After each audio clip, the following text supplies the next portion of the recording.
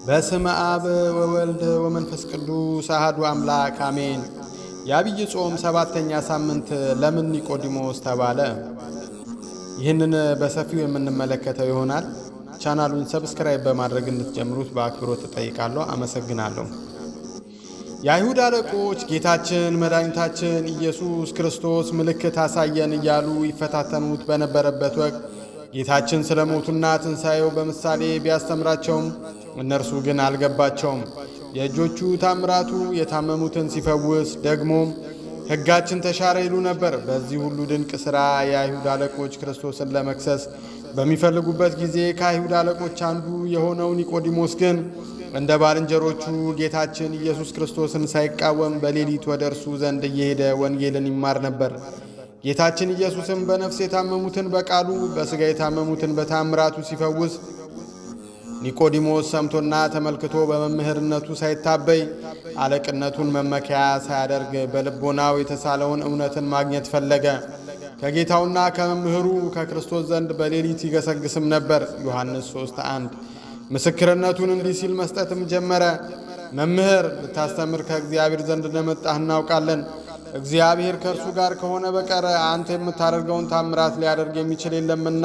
ዮሐንስ 9:24 ይህን ምስክርነት በሚሰጥበት ጊዜም ጎደሎን የሚሞላ ካለማወቅ ወደ ፍጹም እውቀት የሚያደርስ ከምድራዊ እውቀት ወደ ሰማያዊ ምስጢር የሚያሸጋግር አምላክ ዳግመኛ ያልተወለደ የእግዚአብሔርን መንግሥት ለማየት አይችልም በማለት የአይሁድ መምህር ለሆነው ኒቆዲሞስ አስተማረው። ሆኖም ምስጢሩ አልተገለጠለትም ነበርና ሰው ከሸመገለ በኋላ ዳግመኛ መወለድ እንደምን ይቻላል? ዳግመኛ ይወለድ ዘንድ ወደ እናቱ ማኅፀን ተመልሶ መግባት ይችላልን? በማለት ለጌታ ጥያቄ አቅርቧል። እውነት እውነት እልሃለሁ ዳግመኛ ከውሃና ከመንፈስ ቅዱስ ያልተወለደ ወደ እግዚአብሔር መንግሥት ሊገባ አይችልም። ከሥጋ የተወለደ ሥጋ ነው፣ ከመንፈስ የተወለደ መንፈስ ነውና ብሎ ጌታችን ኢየሱስ ለኒቆዲሞስ ቢያስረዳውም ምስጢሩ ሊገለጥለት ግን አልቻለም ነበር። እንደምን ይቻላል? በማለትም ጌታን ጠይቋል። አበብዙኃን አብርሃም ከአምላኩ ሞገስን አግኝቶ የሰዶምና የገሞራ ጥፋት እንዳይደርስ ለመማለድ ከእግዚአብሔር ጋር ሲነጋገር እንደነበረ ኒቆዲሞስም አላዋቂነቱን አምኖ ያልገባውንም ምስጢር ከአምላኩ በጠየቀ ጊዜ ኢየሱስ ክርስቶስ አንተ የእስራኤል መምህራቸው ሆነ ሳለ ይህን ነገር አታውቅምን? በምድር ያለውን ስንነግራችሁ ካላመናችሁ በሰማይ ያለውን ብንነግራችሁ እንደምን ታምናላችሁ? ከሰማይ ከወረደው በሰው ልጅ በቀር ወደ ሰማይ የወጣ የለም። ሙሴ በምድረ በዳ እባቡን እንደሰቀለ የሰው ልጅ እንዲሁ ይሰቀላል። ያመነበት ሁሉ ለዘላለም ሕያው ሆኖ እንዲኖር እንጂ እንዲጠፋ አይደለም እያለ ሰው በመብል ምክንያት የአምላኩን ትእዛዝ አፍርሶ ከእግዚአብሔር ቢለይም የሰው ልጅ ያጣውን ልጅነት ለመመለስ ስመ ክርስትናን ሀብተ ወልድን ለመስጠት ጌታችን መምጣቱን አስረዳው።